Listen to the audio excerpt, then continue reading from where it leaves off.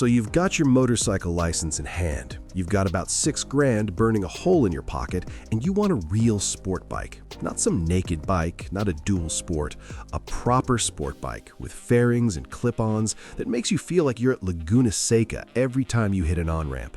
And if you've done even 5 minutes of research, you know this decision comes down to 2 bikes, the Kawasaki Ninja 400 and the KTM RC 390.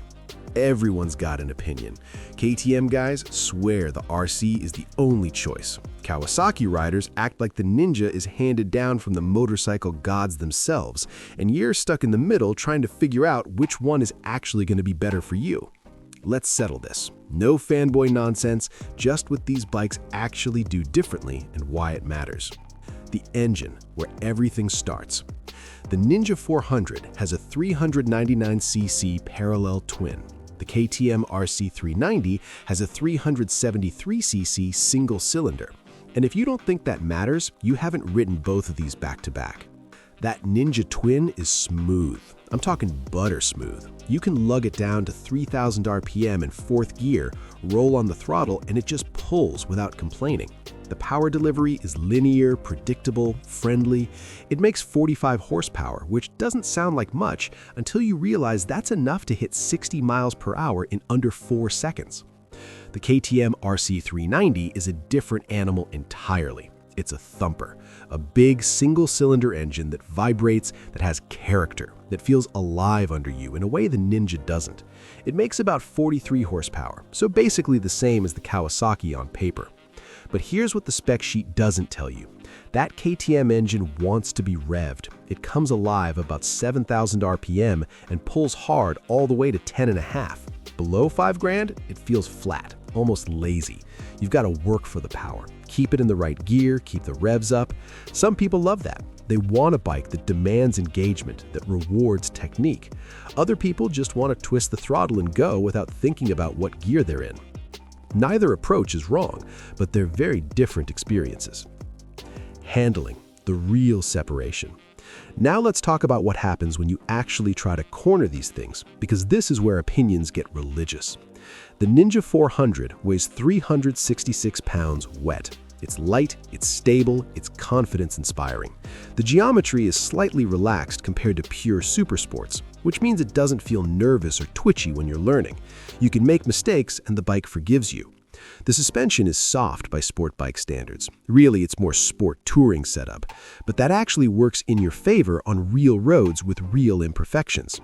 The RC 390 weighs 329 pounds. That's almost 40 pounds lighter, and you feel every bit of that difference. This bike flicks into corners like it's on rails. The WP suspension, same brand that's on KTM's MotoGP bikes, is genuinely impressive for this price point. It's spiffer, more communicative, more track-focused than the Ninja's setup. Here's the trade-off. That aggressive geometry and stiff suspension that makes the RC so sharp on smooth pavement also means the bike is more demanding to ride. Hit a mid-corner bump and the RC gets unsettled. The Ninja just soaks it up and keeps going. And that weight difference cuts both ways. Yes, the RC is more flickable, it's also more affected by wind. Highway rides at 75 miles per hour, the RC gets pushed around. The Ninja sits more planted. Brakes. Stopping power that actually matters. Both bikes have adequate brakes. I'm not going to tell you either one is dangerous or inadequate because that's not true. But the RC 390 has a bi-brake front brake, which is KTM's budget line made by Brembo, and it's legitimately good. Strong bite, good feel, progressive. Combined with the bike's light weight, you can brake ridiculously late into corners. The Ninja has a more basic setup. It works fine. It stops the bike. But there's less feel, less feedback through the lever. For a beginner, honestly, this might not matter much. As you get faster, though, you'll notice. Both have ABS standard, which is non-negotiable on a beginner bike anyway. You will grab too much brake at some point. Let the computer save you. Ergonomics. Comfort is speed. Here's something people don't talk about enough. You can have the fastest bike in the world, but if you're uncomfortable after 30 minutes, you're not going to ride it. And if you don't ride it, what's the point? The Ninja 400 has a relatively upright seating position for a sport bike. The clip-ons aren't super aggressive. The seat is actually comfortable for a bike in this class. Your wrists aren't screaming after an hour. You can genuinely ride this thing on a road trip without hating your life.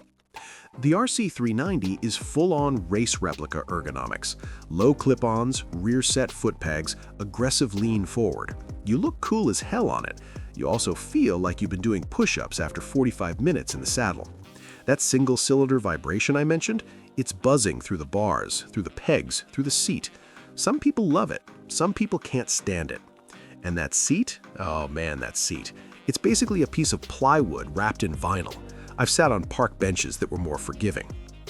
Reliability, the question everyone's afraid to ask. Let's just address the elephant in the room. Kawasaki has a reputation for bulletproof reliability. The Ninja 300 before this was known for going 60, 70, 80,000 miles without major issues. The 400 seems to be following that same pattern. KTM has a reputation for being less bulletproof. European bikes that need more maintenance, more attention, more frequent valve checks. And with the RC390, that reputation is partly earned. The valve check interval on the RC is about 9,000 miles. On the Ninja, it's 7,500 miles, so actually pretty similar. But here's the thing, when you do need service on the KTM, parts are more expensive and dealers are less common. You break down in rural Montana on a Ninja, basically any shop can help you. On the RC, you might be waiting for parts. That said, the newer RC390s, 2022 and up, have been significantly more reliable than the earlier models. KTM learned some lessons. The horror stories you read online are often from 2017, 2018 bikes.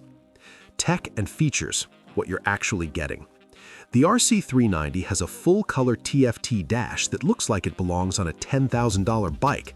Turn-by-turn navigation, smartphone connectivity, customizable displays. It's genuinely impressive. The Ninja 400 has a basic LCD display. Shows you speed, gear, fuel. That's about it. It works, it's clear. It's also boring as dirt. Both have ABS. The RC also has ride modes that adjust throttle response. The Ninja doesn't, but honestly, on a 45 horsepower bike, do you really need rain mode? Probably not. Fuel economy, because gas isn't free. The Ninja 400 gets about 55 to 60 miles per gallon in real-world riding. The tank holds 4 gallons, so you're looking at over 200 miles of range. The RC390 gets similar mileage, maybe slightly better because of the single cylinder, but the tank only holds 3.4 gallons, so your range drops to about 180 miles. Not a huge difference, but if you're planning longer rides, that extra tank capacity on the Ninja means fewer gas stops. Price, the reality check. Here's where things get interesting. The Ninja 400 typically runs about $500 to $1,000 less than the RC390, depending on your market and what deals are available. But then you factor in insurance. The Ninja is usually cheaper to insure because it's seen as a beginner bike. The RC, being European and sportier, often costs more. Maintenance costs over time, advantage Ninja for the reasons we talked about. Resale value? Both hold value pretty well, but the Ninja has a slight edge because there are more buyers looking for reliable beginner bikes. So, which one should you buy? Here's the truth. If you want a bike that you can ride every day, that's comfortable on longer rides, that's going to start every time and not surprise you with weird issues, that's easy to work on and cheap to maintain, get the Ninja 400. If you want a bike that feels like a race bike, that rewards aggressive riding, that's the lightest and sharpest handling thing in this class, and you're okay with being a bit more involved in maintenance and accepting some compromises on comfort, get the RC390. The Ninja is the smart choice. The RC is the exciting choice. And you know what? Both of them are going to teach you how to ride properly. Both of them are fast enough to get you in trouble. Both of them will put a stupid grin on your face every time you twist that throttle. The only wrong choice is not choosing one at all.